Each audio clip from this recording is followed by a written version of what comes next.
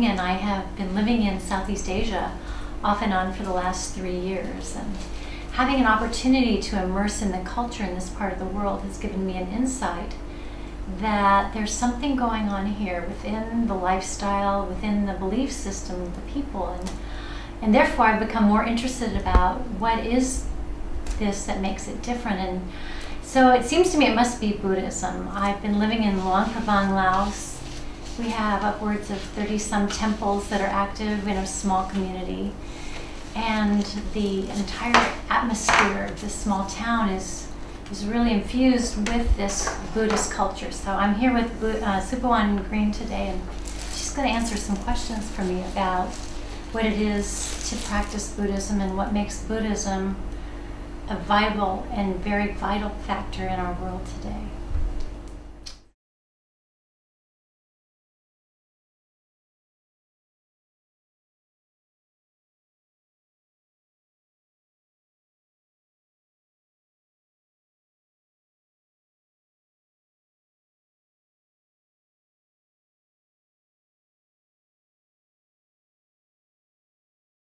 So what do you think about this, two structure of life, Amy?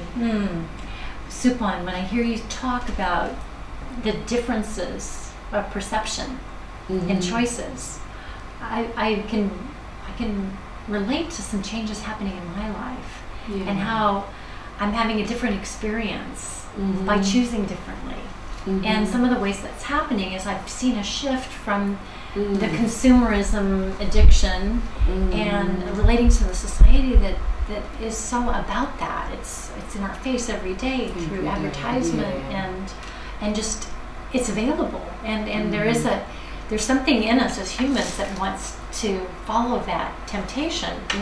The other one is happening simultaneously is the introduction of meditation. I have struggled with this for a long time, but through my own experience of learning Tai Chi and Qigong as a bridge to sitting meditation has been really big for me, because I didn't have to sit myself down and try to be still. I could do it gradually and in my own time. What I'm puzzled by is that I have had shifts. I can see some light in the tunnel. I see my choices changing, but nirvana, it still comes and goes. That getting near it, that light, and then something will happen and I find myself reeling back, shaking the bottle again, going, oh my gosh, here I am, all stirred up. The good thing is I know I have tools and I can bring the thought back, but I still have suffering. I still have that suffering from the time it starts till I get the tools in place and I realize what's happening. What you call the suffering after you have experience. So basically you have experience of this now, right? Of the structure of life. You want to pursue the inner peace, your mental harmony, which I call the innocent perception.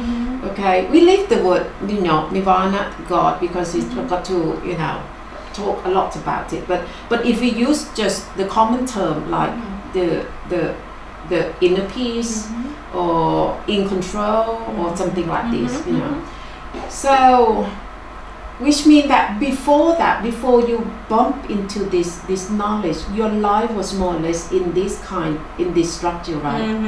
Just like everyone else now.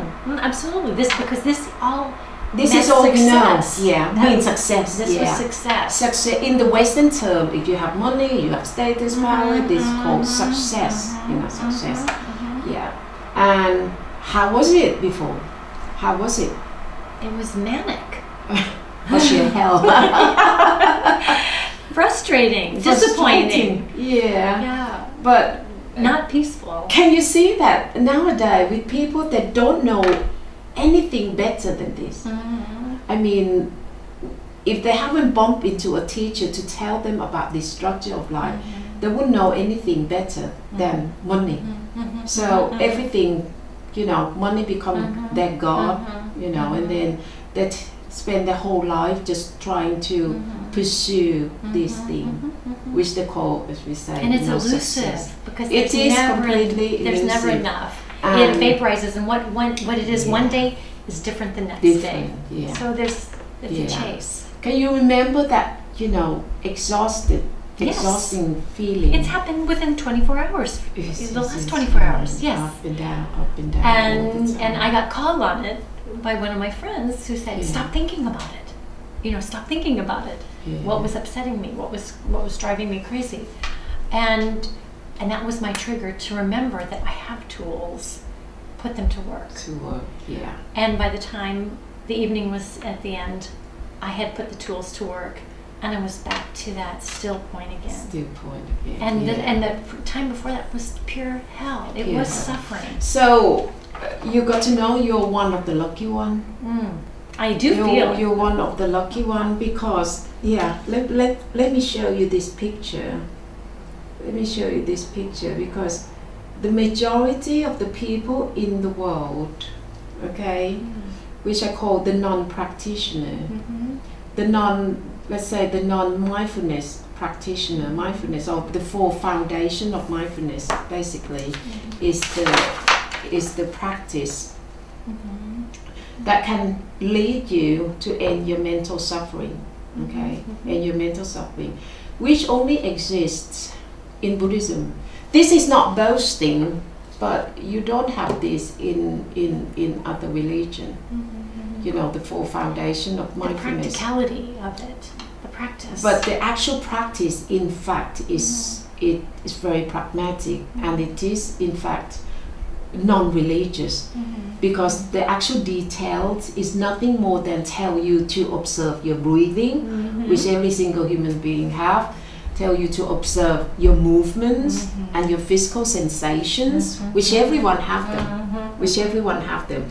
So the mindfulness, you know, practice is very simple. Everyone can do it. Doesn't matter who you are.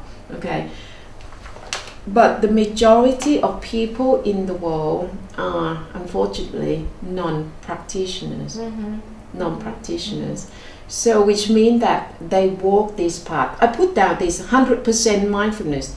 It means that this group of people, even though they are non-practitioners, they still aware of the breathing, of the movements, of the sensations.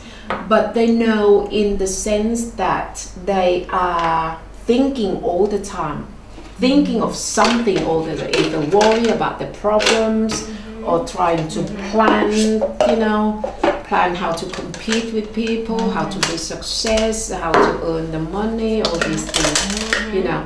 So I put down 100% mindfulness. They know they are breathing, movements, the sensation, all these things, but all through what I call Jerry. So hang on, come back to this.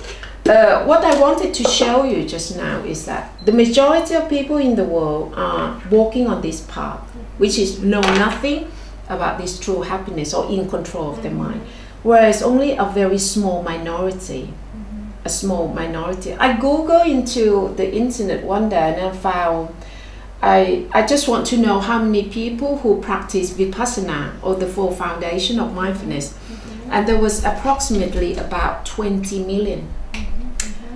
20 million people. The number of population in the world right now is 6.6 million. No, 6.6 billions. Nearly 7 billion people. So 6.6 billion people, there are about 340 Buddhists.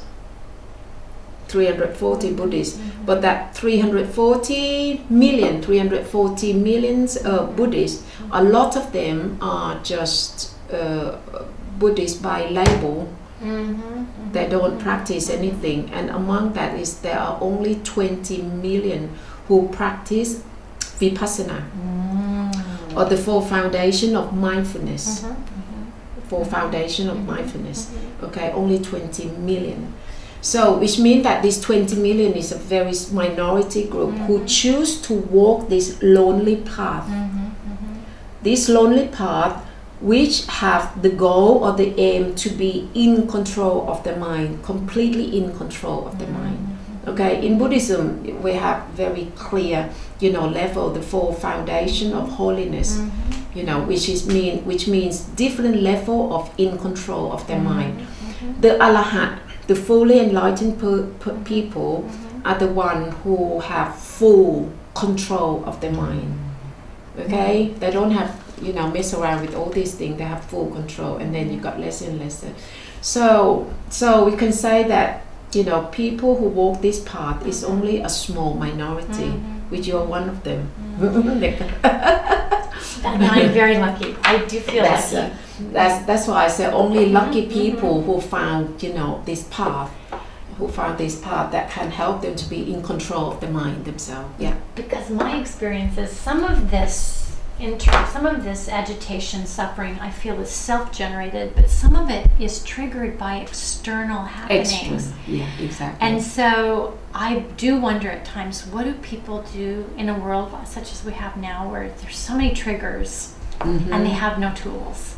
How do they manage? Because even with tools, I still have suffering. How do they manage? Well, this is something, what we say, that ignorance is a blessing in disguise.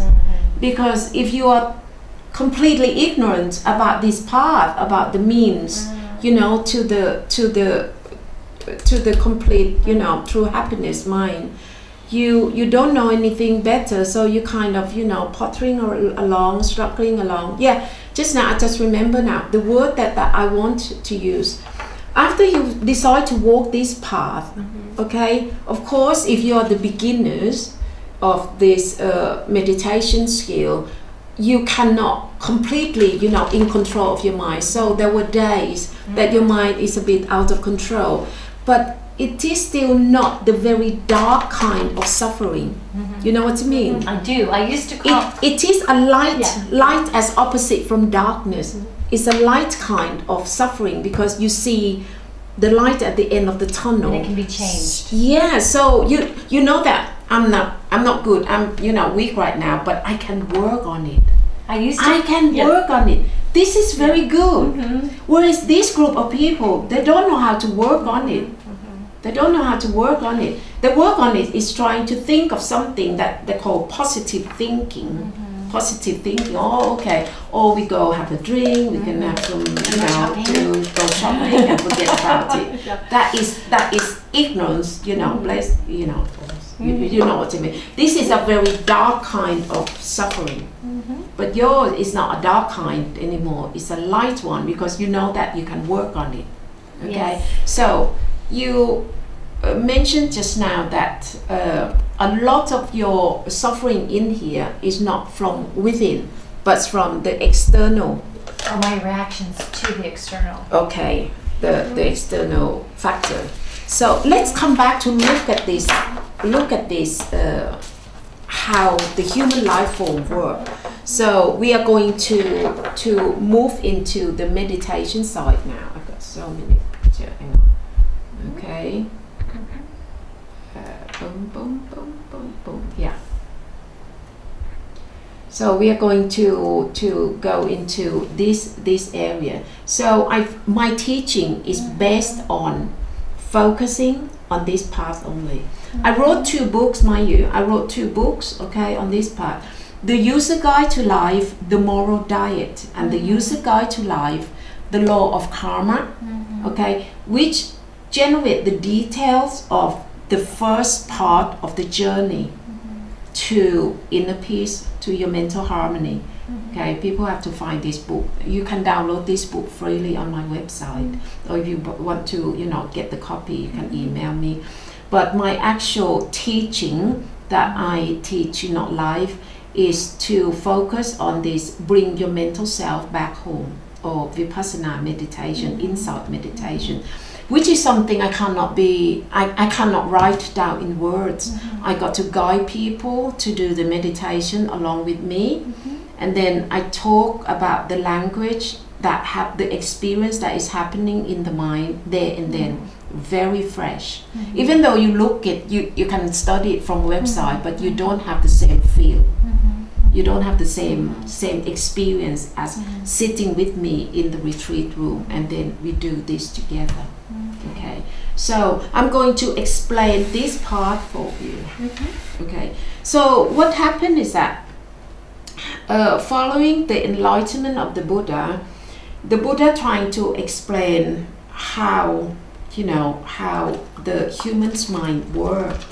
Okay, so to know how the human's mind works, you need to know this very important topic called the 5 entities or the 5 constituent. Can you pronounce it? Constituent? Constituent? Yeah, constituent? Constituent. I call, sometimes they call the 5 aggregates. Okay. In Thai word, they call the 5 khanda. The 5 khanda. Oh, okay. So I'm going to explain to you. So our life form is made up of 5 entities or 5 elements. 5 aggregates, the same. So we got the physical part, rupa, R-U-P-A, rupa in Pali term, which is represent this body, including your brain, okay, or the gray matter in your skull is all belong to the rupa, which is the material form. Okay, so this is your physical self, which has your sense, your eyes, ears, nose, tongue, and skin, which exposed to your sense objects, sight, sound, smell, taste, and texture. Okay, so according to the Buddha, this whole part called rupa. Einstein used 2 words, mass and energy, but the Buddha used just 1 word. Okay, used just 1 word. So what happened is that because we got this physical part, okay, and hang on, what I normally have to explain to you is that we got the physical self, and then we also got a mental self. The mental self represents this part. See, whatever that you call mind. So in Western term, you link the word mind with your brain, right? Oftentimes. Yeah, with your brain, but not the Buddha. The Buddha separate the mind, you know, in separate entities, separate element, which he called Jit and Jai. So this red part, I draw it out and call it the mental self. The mental self. Hang on. We got the 5 elements. Okay, so you see, in the Western approach, when they look at people, they like to say that you just have body and all, your mind belong to the brain. But the Buddha said no, we got the 5 aggregates or 5 entities. Okay, so you got the physical self, and then you got the mental self. The mental self. This mental self that I call mental self, you got the very good word for it. That is consciousness. Okay, and consciousness, in fact, is the core of life. Okay, to make, so yeah, if we come back to look at this one, so you got the physical self here, and then you got the consciousness, or I call mental self, and this part is the core of life, because this natural element has the function to know.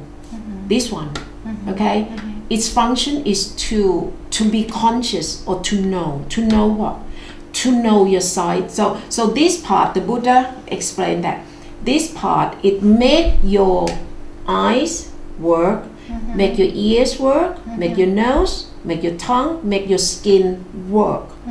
Work in the sense of recognize or to be conscious. Without this thing, without your consciousness, your physical body cannot work.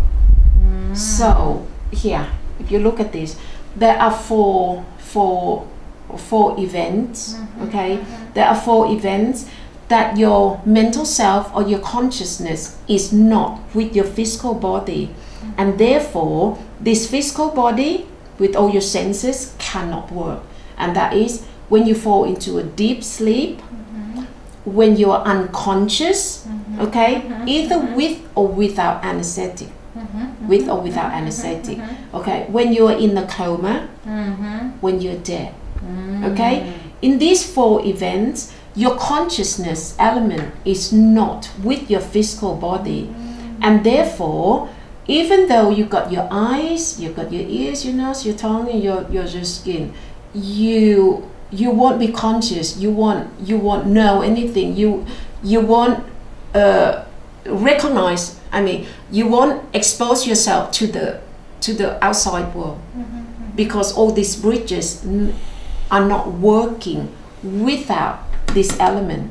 This element make this or your sensory organ to work, but without this one cannot work.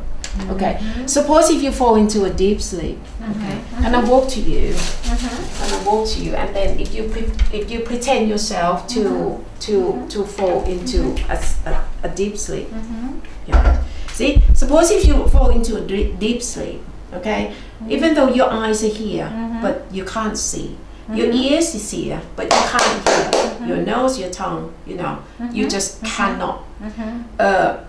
These sensory organs cannot function without the consciousness. Suppose you are the physical self, I am the mental self, or the consciousness. Okay, so these 2 things have to work together to make your sensory organs work. But if this consciousness is not with your body in these, you know, 4 events, your eyes, ears, nose, tongue, everything, it won't work. It won't work. Okay. Okay, can you understand that? I got that. It's a shame that if we can use the Thai word can really explain this very well. And the Thai word is? We have the word รู้สึกตัว So what happened is that this consciousness element in Thai is called รู้สึก รู้สึก we use the term รู้สึกตัวเนี่ย รู้สึกตัวกาย รู้สึก is mean to be conscious. Conscious of what? Conscious of your physical self. You see, conscious of your physical self, or รู้สึกตัว is the very common terminology that we use in Thailand. Okay. That we use in Thailand. So suppose if you are completely unconscious or fainted, something like this, it means that if you're fainted, you know, unconscious, means that this consciousness element is not with you. It's not with your physical self. So it's a matter of life and death. You know, if your loved one in the family, you know, happen to be unconscious, it's a big thing now. Oh gosh, quickly fetch a doctor, send him to hospital, this and that, you know, and the loved one can be so scary for fear that might lose the life. But in fact, losing the true self or losing the consciousness, okay, which is can be fatal.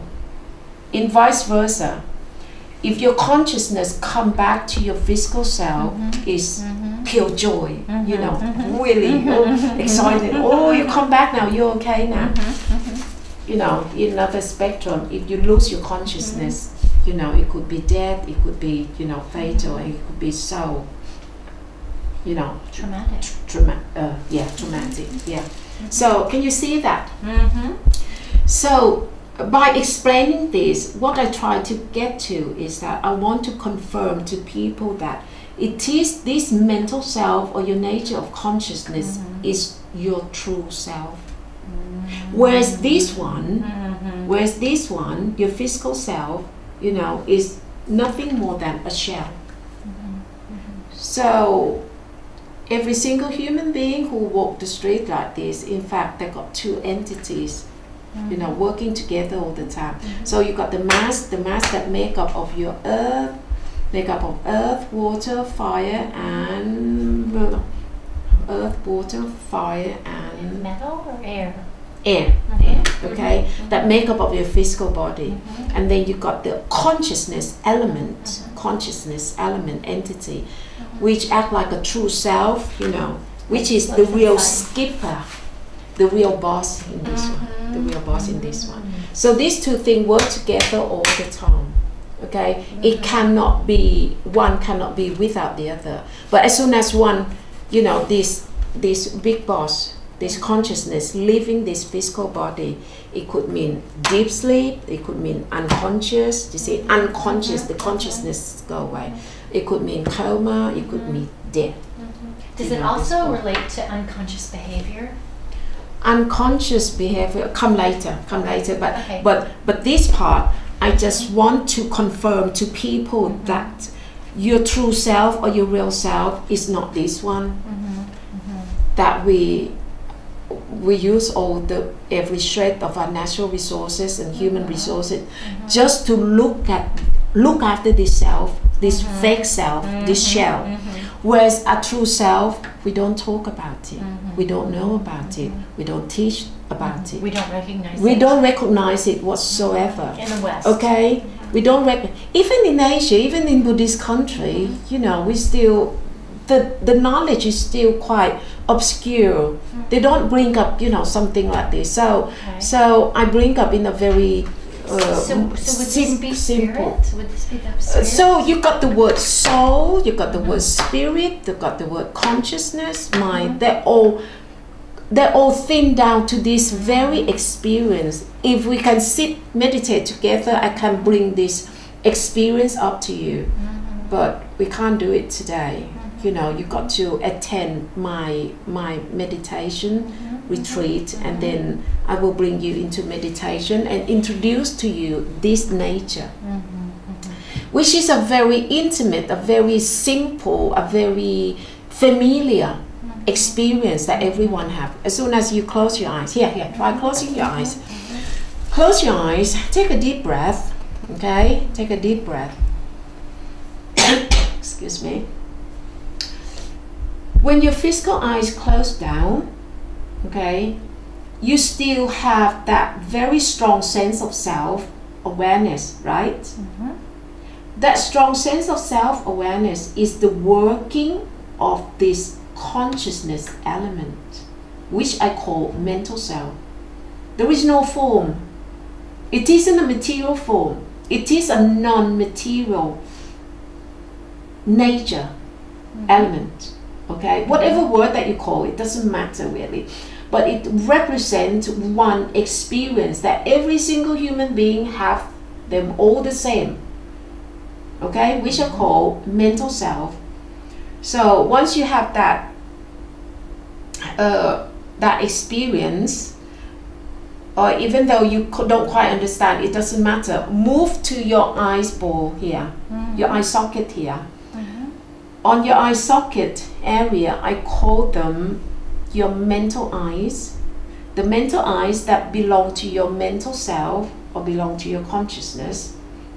I'm trying to make this nature that is non-material form into something that you can identify better, easier. So I call them by the material, you know, vocabulary, like mental self, mental eyes that belong to your mental self, and then eyes are for viewing, right? For looking. Eyes are for viewing and looking, observing all these things. So you're going to use your mental eyes to observe. Observing what? Looking at what? Looking at your inner scenery or your inner view. The inner scenery, like your breathing, okay? Your breathing, your inhalation, exhalation, okay? So your breathing is classed as the first foundation of mindfulness, which I call the first home, where your mental self or your mental eyes can come back to take the refuge. Okay? And then your movement, yeah. Can you rub your hands together, Amy, please? rub your hands together. So when you rub your hands together, use your mental eyes by your eye socket. Look at your movements, the rhythm of your movements, which you can see together with your physical sensations. Okay, so your breathing, your movements, and your sensations are the nature of your home, where your mental self can come back to take refuge. And come back to take refuge. Okay, if you can just understand it like this. So by doing this, you are actually doing meditation or mindfulness. Mindfulness with breathing, mindfulness with movements, mindfulness with your physical sensations. So take them as the home, the mental home, where your mental self can come back to take refuge. Whenever you can do this, you will feel safe, you will feel at peace, you will feel in control. You can be your true self too. Okay? Can you see that as you are doing this, like rubbing your hands, and you know the movement, know the sensations? Can you see that this experience is very universal? Can you agree with that? Yes. Can you also agree that people who walk the street, the 6.6 billion people who walk the street, they all have experience toward their breathing, their movement, and their sensations all the same? Can you agree with that? Yes. Okay? The difference is that the majority of people who walk along the streets, when they know their breathing, know their movements, and know their sensations, they always think along. Think along. What I'm going to do next, how I'm going to complete this, how I'm going to earn the money, how I'm going to solve this problem, this and that all the time. Okay? So, which is something I call the 100% mindfulness. But if you want to do this practice that will help you to be in complete control of your life, okay, to find the true happiness, the ultimate truth, you got to raise this level of consciousness or self-awareness to 1,000,000%, which means completely, wholeheartedly focus on your breathing, focus on your movements, focus on your physical sensations, or completely bring your mental self back home without thinking away. When you do that, you have that very exact means to the ultimate goal, which is to be able to find the true happiness, to be able to find your inner peace, to be able to be completely in control in your mental suffering, or to reach nirvana, to reach Tao, all these things, or God. Exactly the same. So basically, everyone know about this practice, but it's a matter of raising the level of self-awareness to a much higher level. This much higher level I call 1,000,000%, not just 100%, like people who walk the street, who think along as well. That's all there is to it. But before you open your eyes, I just want to confirm the nature of your consciousness. So this is the nature of the consciousness that in the Western world, you talk a lot, but you don't have the experience what the consciousness is all about. We got to use what Einstein talked about. Experience is the source of knowledge. Before you gain any knowledge, you got to have the real experience first. And this just simple, this very simple, just closing your physical eyes down, okay? You still have that very strong sense of self. This strong sense of self is your consciousness, is the very core of life is your true self. And the experience is just like what you're feeling now. Can you see that, how intimate, how familiar it is? Can you see that, Amy? Yes. Okay, because this very experience is you. Every night that you lie down in bed, the light turned off, eyes closed down, there is no other activity. It's only you or your mental self or your consciousness facing your very own thought. Okay, two separate things. Your consciousness or your mental self, one thing, or Tom later, facing your thoughts and your mental feelings, which I call Jerry. And people have this all the time. Every night that you know, lie down in bed, or taking a nap, you know, every time that you close your physical eyes down, that experience of consciousness is so vibrant, is so distinctive. But because it is a formless nature, so people don't know about it. If you don't have a teacher to guide you, to take a tour, to lead you into your inner world, and then telling you what is what, all this formless nature, like your thoughts, your memories, your feelings, your consciousness, you won't know anything. All your knowledge is so scattering and ambiguous. You don't know what is what.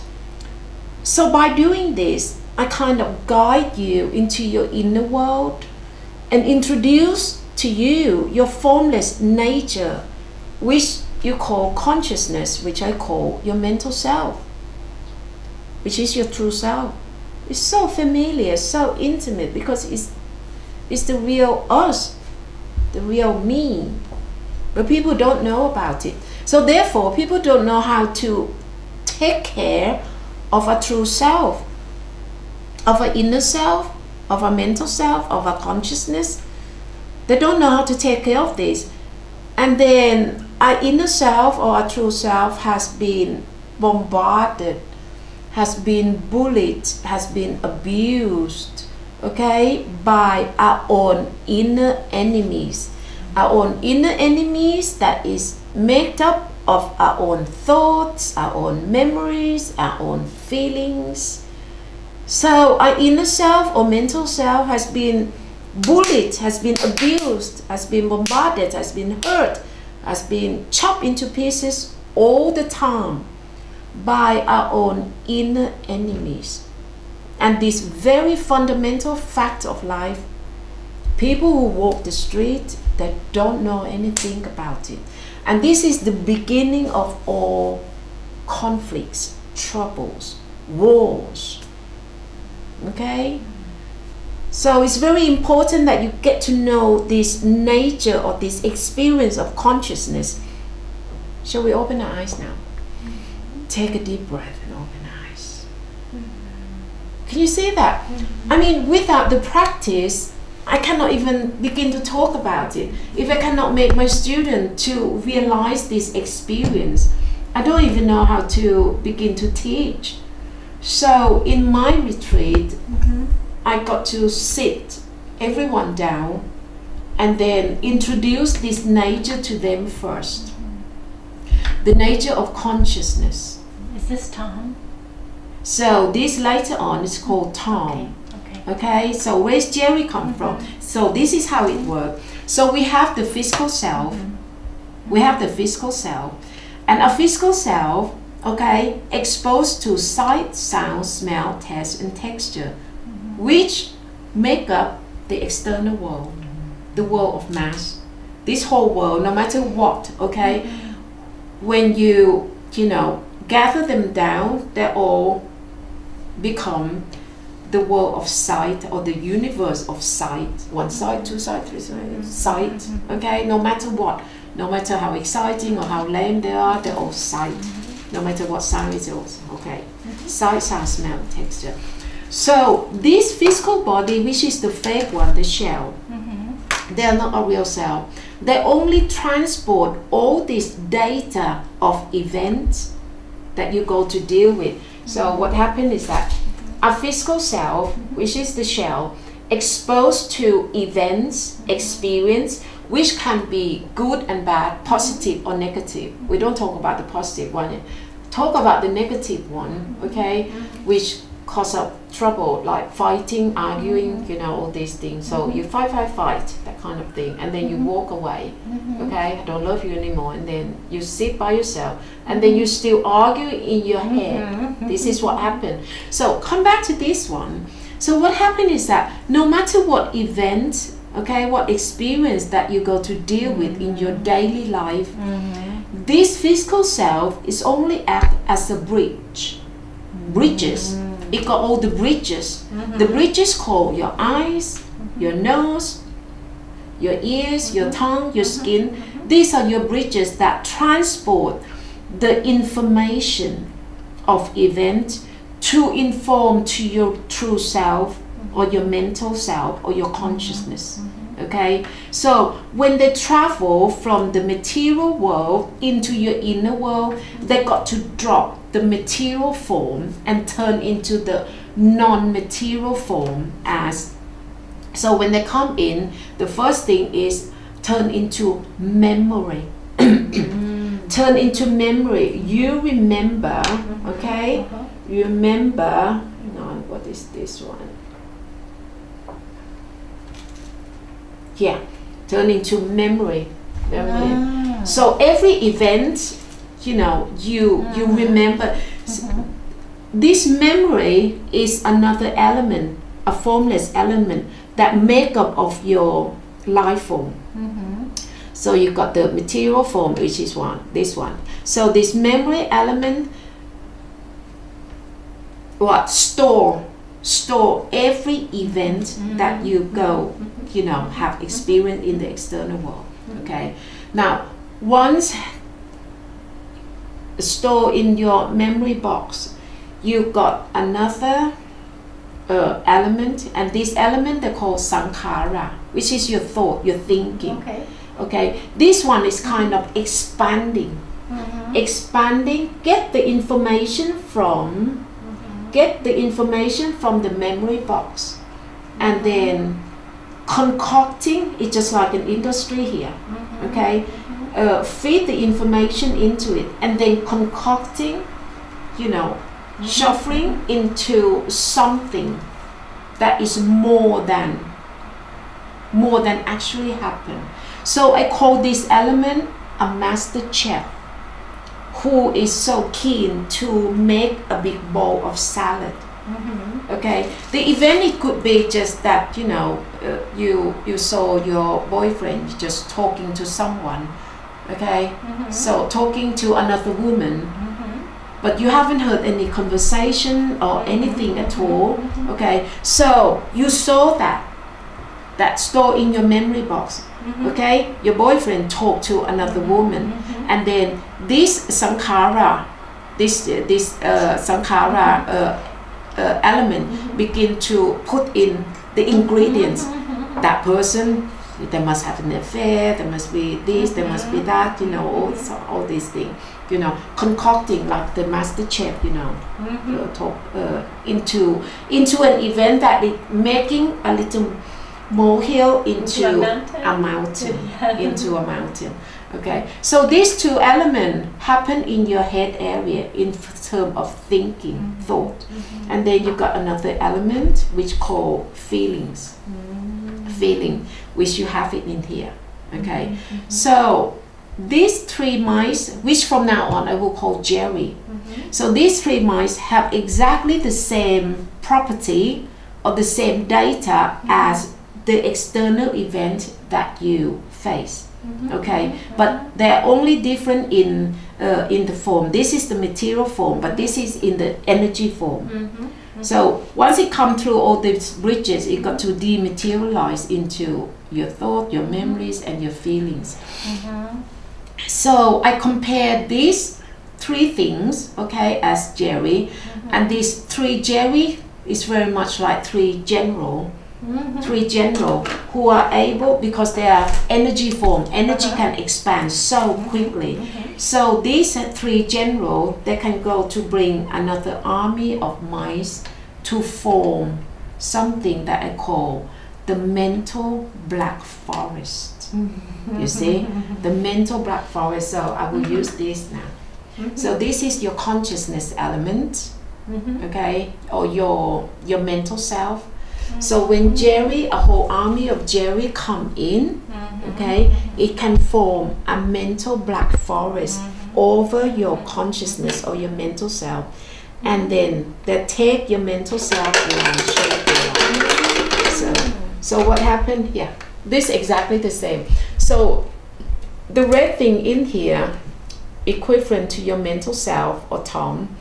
The water here, equivalent to the whole army of Jerry, which has all the property or the data of your problems, fighting, arguing, you know, with someone. See? So when they come in, they expand with that Sankhara element, they expand into a whole mountain of Jerry. And then they begin to, they become your inner enemies now, and then they bully you in this way. See, the red thing is your mental self with the whole army of Jerry. So every time, you know, 1, 2, 3 o'clock in the morning that you cannot sleep, become restless, this is what happened. Jerry has been multiplying and then bully you, abuse you all the time. But you don't know, you see. You don't know what's going on because it's all happened in your mind.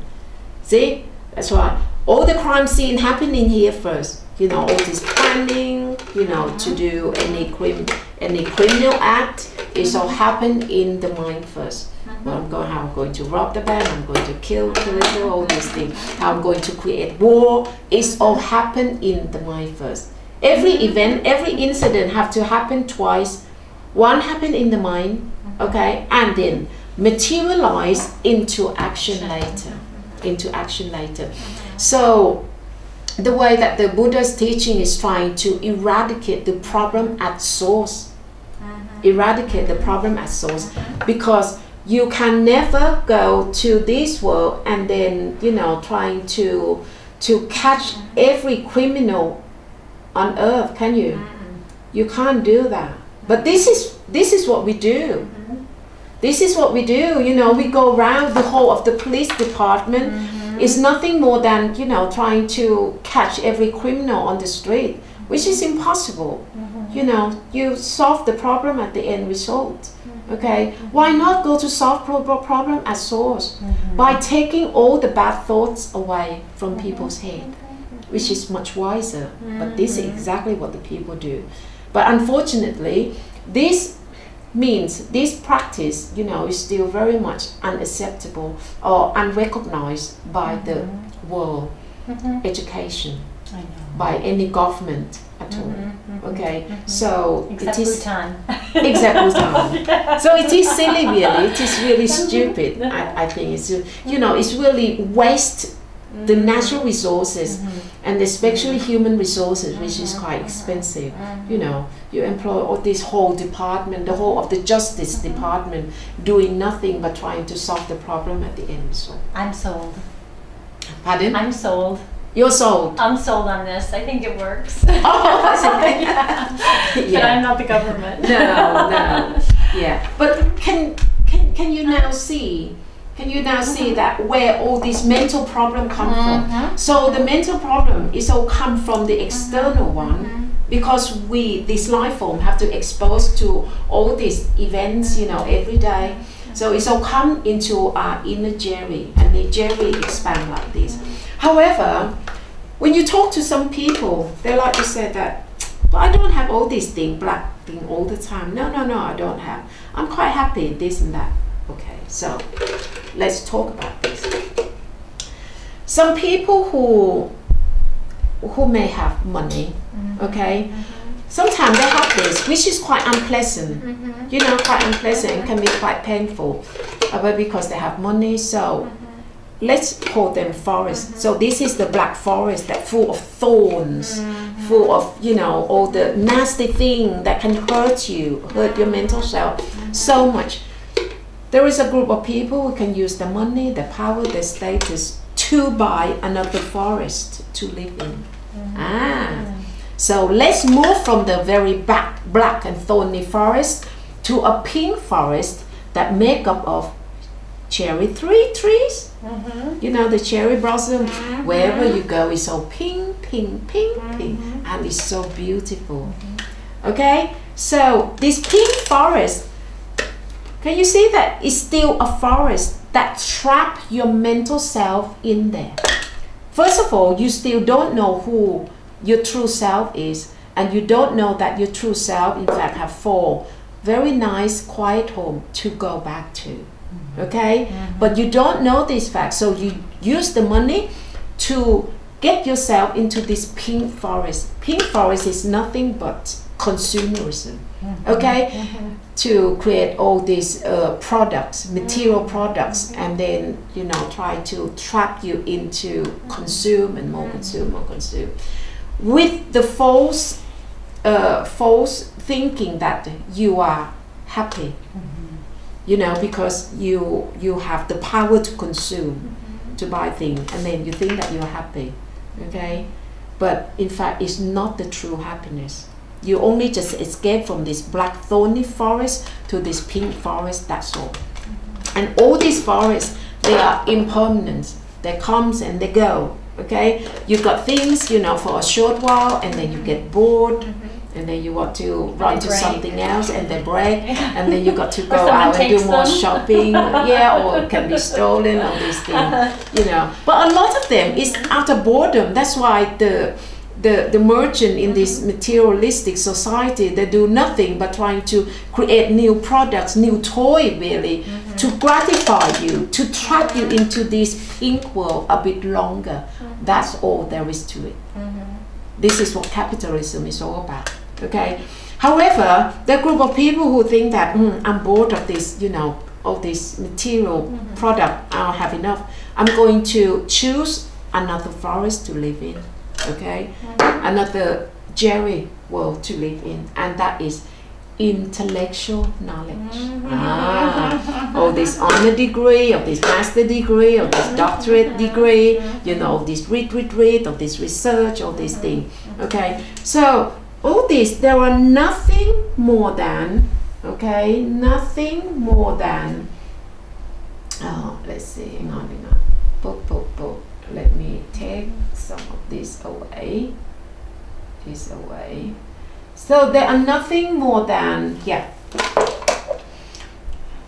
See, I talk about this structure of life which have thinned down in the world society, and then it has been replaced by this false structure of life, this wrong view, which people adore money, status, and power, and take them as the goal of life. So with this structure of life, as a result, we have the kind of education that is trapped in a box. So no matter what knowledge that you have is nothing more than another forest. You can call it a white forest, okay, make up of words, Jerry. Okay, all these things, and with this kind of Jerry, white Jerry, it creates the state of egoism. The more clever you are, you know, the bigger ego you become as well. Okay, this is what this thing is all about. Okay, but ultimately, you still don't know what your true self is. You just know words. Okay, in Thailand we got the saying that ความรู้ท่วมหัวเอาตัวไม่รอด. It means that you got the knowledge piled up as a big mountain, but you cannot make yourself survive mentally. You still have breakdown, you still have suicide, all these things, which is quite true. You know, you have all kind of knowledge, you become a doctorate or this thing, but mentally you collapse. You're in pieces. Well, they call it the mad scientist. Oh, is that what they call the mad scientist? The mad scientist. Yeah. Well, I know someone who make a not very wise, I would say, you know, quite stupid comment about life, you know, after death. You heard of Stephen Hawking? Yeah. Obviously, 170, you know, IQ. Well, you heard about what he said. He said that human's life or the brain is very much like a computer. Death is nothing more than turning off the computer. There is, and then that's it. That is what death is all about. It's just like a computer being turned off. So there is no heaven or no hell. Once the computer turns off, that's it. Turn into a big zero. Okay, no heaven, no hell. Heaven and hell are for those who are afraid of darkness, afraid of death.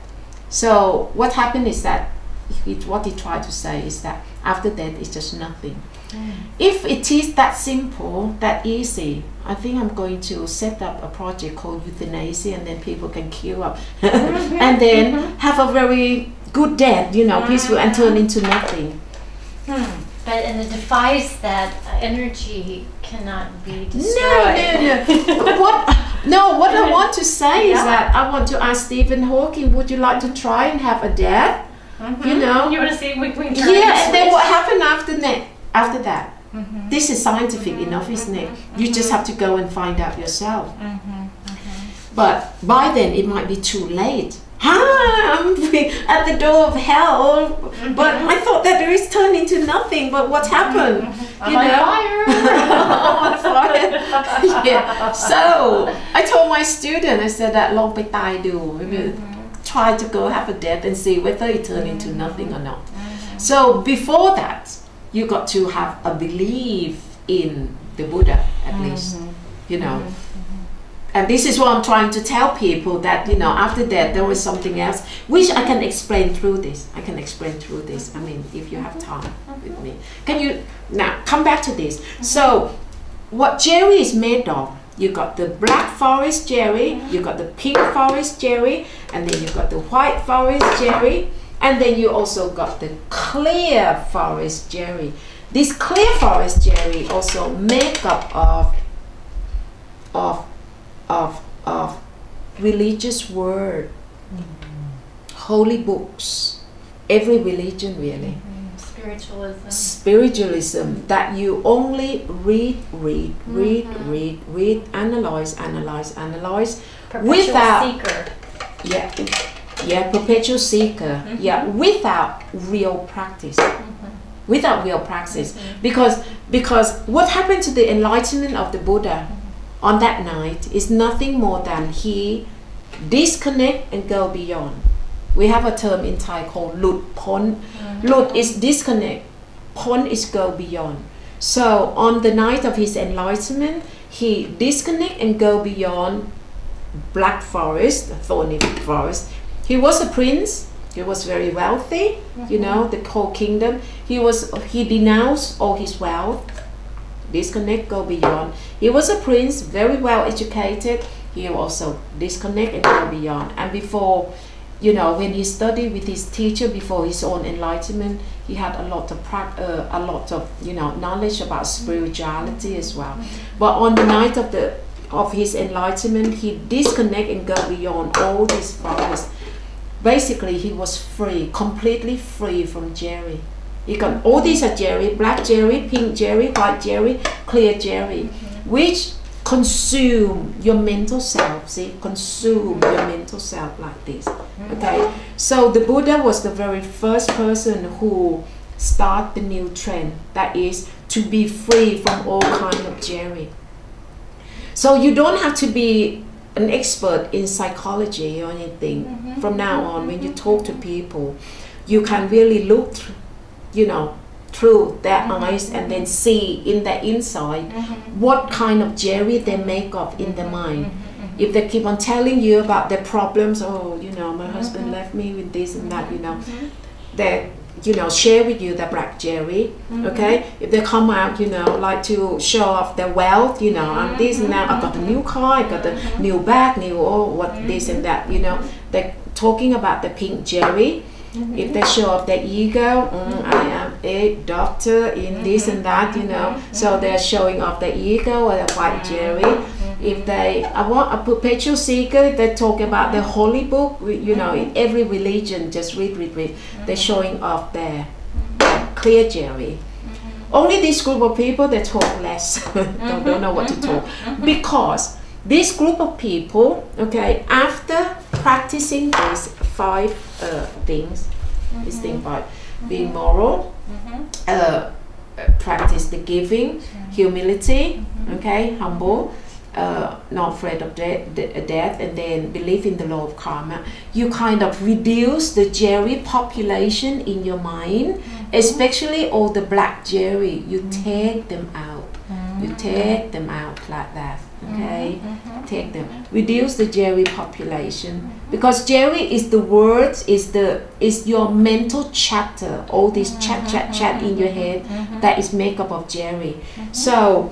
And then after you do this, you still have, you know, a bit of unsettlement left. So what you need to do is to practice, bring your mental self back home.